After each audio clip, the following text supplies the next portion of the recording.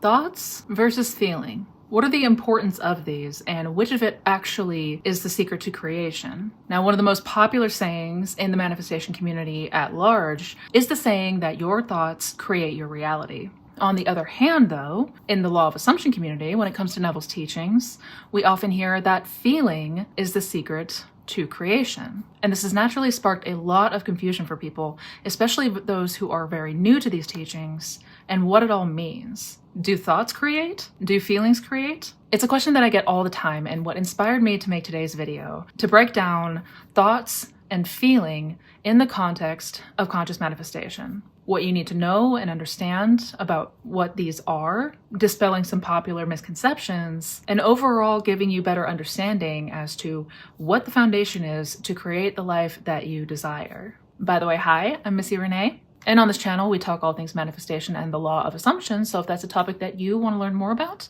then definitely be sure to subscribe to my channel, hit that bell icon for notifications, and if you enjoy my videos, be sure to hit that thumbs up button. If you're interested in any of my resources, such as my coaching programs, my workshops, my masterclasses, I got links and information to all of that down in the description box, so don't forget to check that out. So let's dive right in because there is a lot to discuss. Coming back to the term, your thoughts create, because though it is not an outright lie, it is a bit misleading and something that can cause a lot of frustration and a lot of unnecessary fear and stress for those that are new if we don't have an understanding about what is it that actually creates. What does the creative process look like?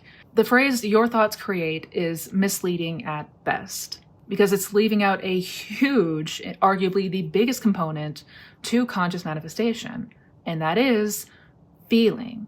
When it comes to Neville's teachings, thoughts and feeling, though interconnected, are two distinct components of the creative process.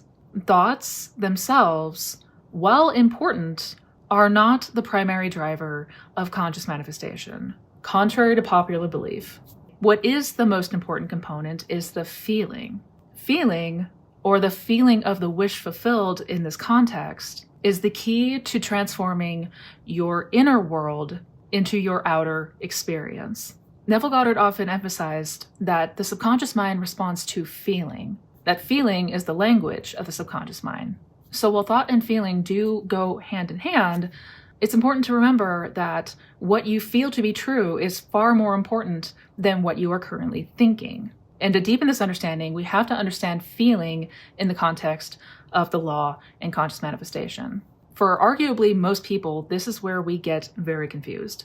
Because when most people hear the word feeling, the first thing they think of is emotion. They equate it to mean emotions, which is not what we are referring to here when we talk about feeling the wish fulfilled. Neville wasn't only speaking about emotions like happiness or sadness or anger.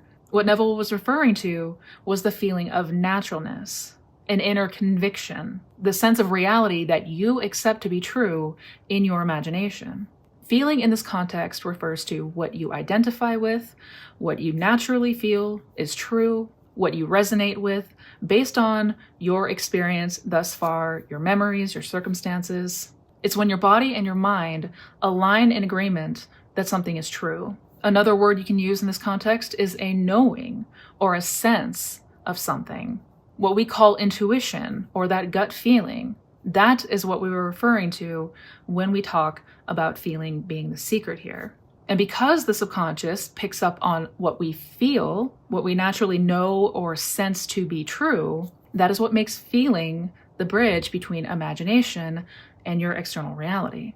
And this matters for a number of reasons because what you feel to be true points to what you naturally believe and assume.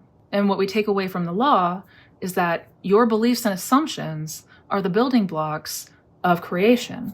Your beliefs and assumptions are going to determine the state of consciousness you naturally select throughout your day-to-day or the reality in which you experience. Thoughts, on the other hand, are not as concrete. You can think 1,000 thoughts in a day, and we very well do.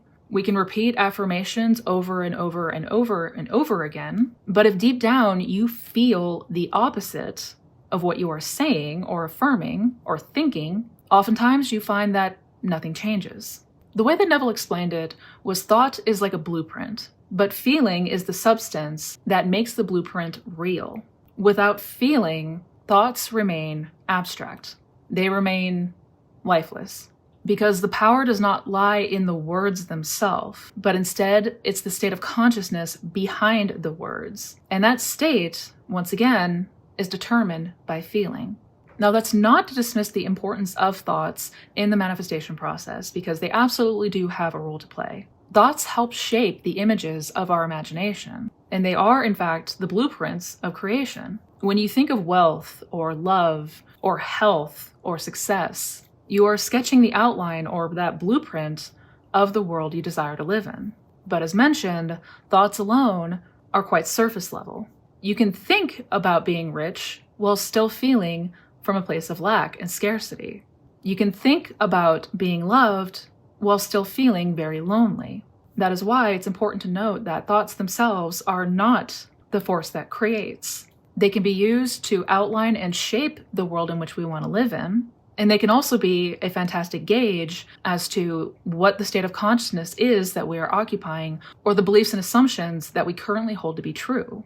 Because your automatic thoughts, the thoughts that you naturally have coming up in your day-to-day, are just reflection and feedback of the state of consciousness that you are currently occupying. That is why when you occupy a state of scarcity and lack of money, you're constantly having fearful thoughts popping up about how you're going to pay your bills, and you never have enough money to get to the end of the week, and thoughts of frustration about how hard you work and this isn't fair. The same thing can be said about love or health or any area of our life. But the automatic thoughts that we have in our day-to-day are a fantastic indication of the state we're currently occupying. So we absolutely want to pay very close attention to the thoughts that are occurring and reoccurring in our day-to-day. If we are constantly noticing that our thoughts are not lined up with the desired state or what we want to experience, that is clear indication that we have to continue going to the end in imagination, that we have to tap into that feeling state of already having or already being what you desire to experience. And it is incredibly important to note this distinction, because far too often people are getting very, very fearful at their intrusive thoughts. A lot of times when we feel like the thoughts have power over us, we unintentionally give our power away, and then we become at the mercy of something that does not even hold the true power to begin with. There is only one creative power, there's only one creative source in all of existence, and that is I am. That is awareness, that is consciousness or God.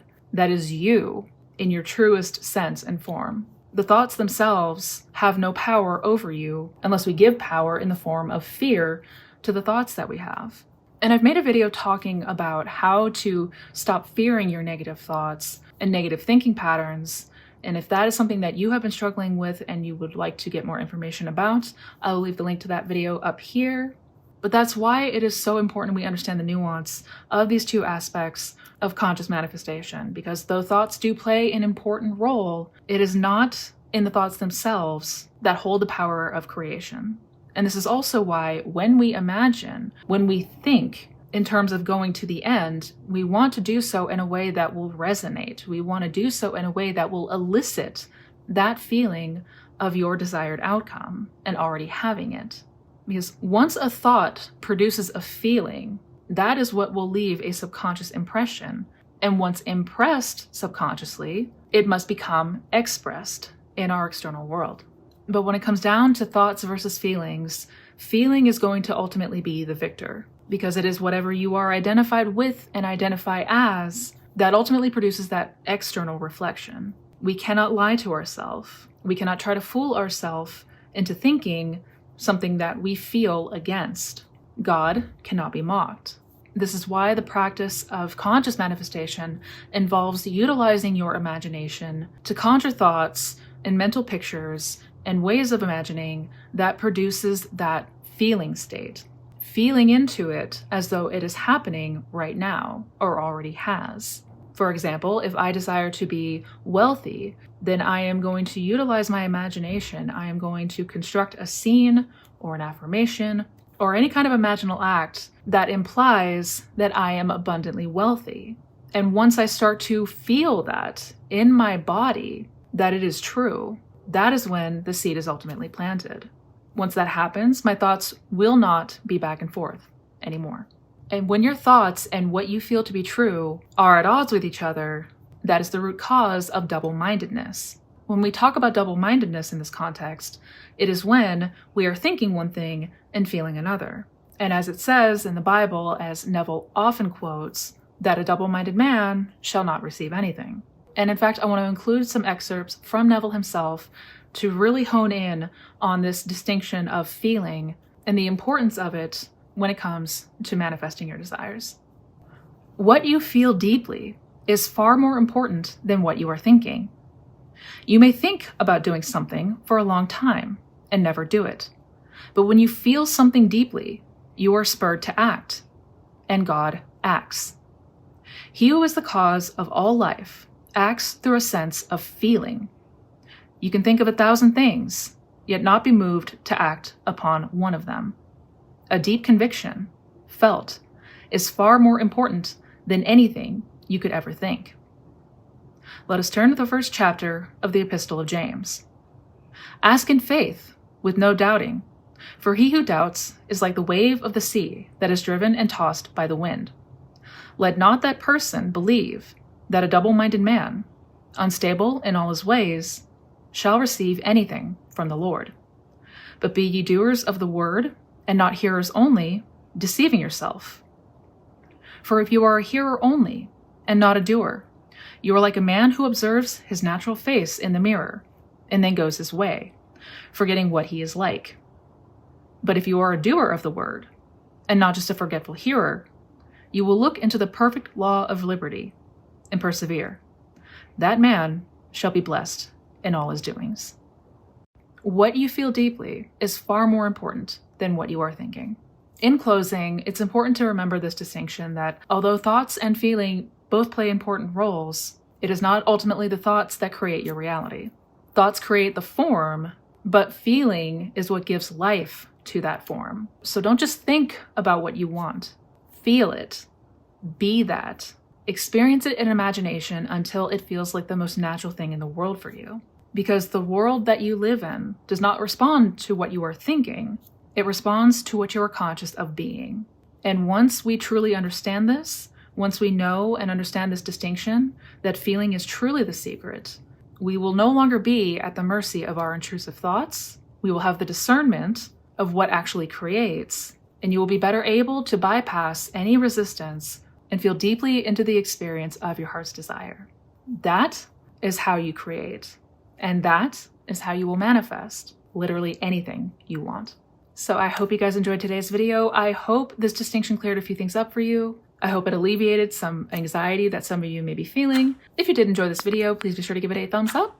And if you're interested in checking out any of my other resources, I have links below to my coaching programs, workshops, masterclasses, my blog, my podcast, my social links. Got a ton of great resources down in that description box, so don't forget to check that out. Also, be sure to check out the other videos on my channel. Be sure to check out my Manifestation Fundamentals playlist.